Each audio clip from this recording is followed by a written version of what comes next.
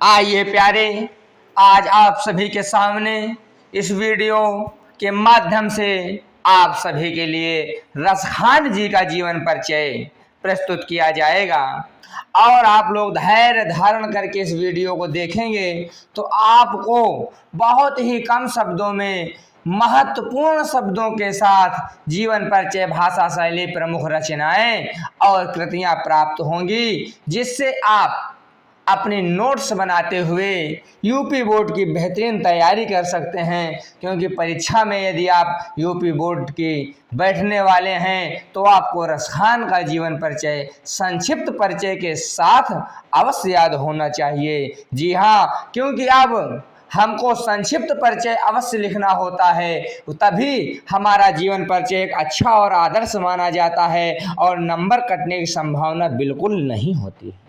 तो इस प्रकार हम संक्षिप्त जीवन परिचय पहले लिख लेंगे।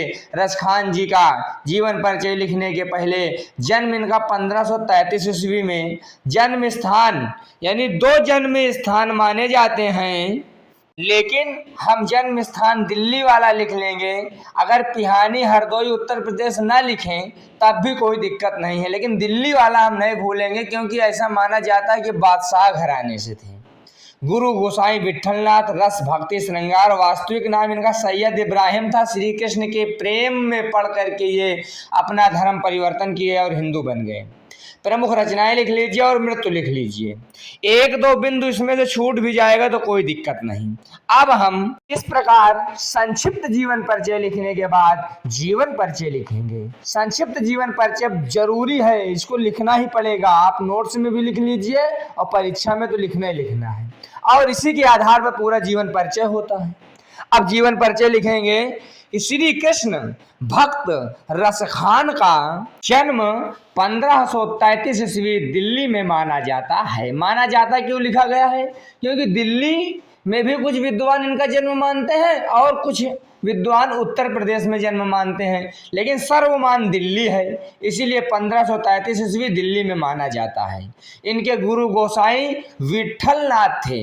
रसखान जी का वास्तविक नाम सैयद इब्राहिम था। श्री कृष्ण की भक्ति से इनके जीवन की दिशा और दशा दोनों बदल गई। इनका संबंध राजघराने से भी जोड़ा जाता है। रसखान जी शुरू से ही बहुत प्रेमी व्यक्ति थे।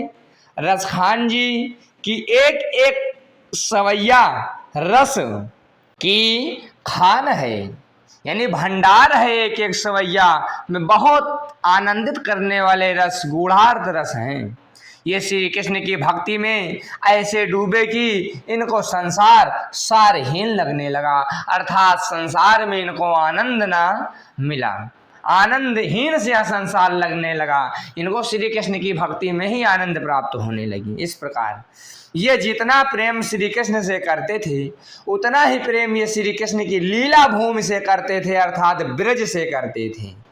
इनकी मृत्यु लगभग 1628 ईस्वी के लगभग हो गई। तो जितना आपके समक्ष लिखित में प्रस्तुत कराया गया है इतना ही जीवन परिचय आप नोट्स में लिखिए और इसी तरीके याद करिए, नंबर की फुल गारंटी। इसके बाद अब हम साहित्यिक परिचय लिखेंगे, क्योंकि साहित्यिक परिचय रसखान जी का पूछा नहीं जाता, लेकिन थोड़ा हम 3 लाइन में लिख लेंगे। ज़्यादातर जीवन परिचय और भाषा शैली तथा रचनाओं के बारे में पूछा जाता है, साहित्यिक परिचय भी लिख लेंगे कि इनकी रचनाएं हृदय पर मार्मिक प्रभाव डालती हैं।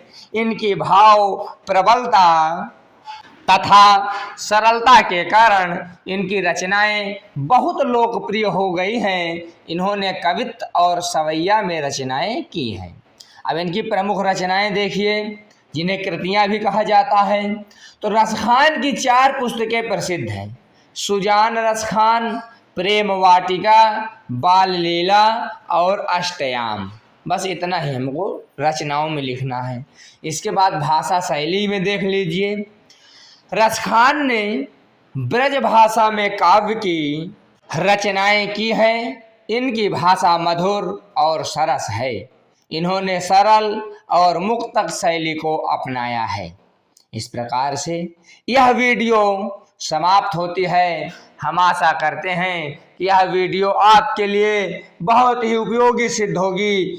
अगर आप मन के साथ, पूरे भाव और हृदय के साथ इसका अध्ययन करते हैं, कॉपी में लिखकर इसका अभ्यास करते हैं, याद करते हैं। क्योंकि रटंत विद्या खोदंत पानी, जितना रटोगे उतना विद्या मिलेगी, उतनी विद्या आएगी, और जितना खोदोगे उतना पानी मिलेगा। धन्यवाद आप सभी का प्यारे।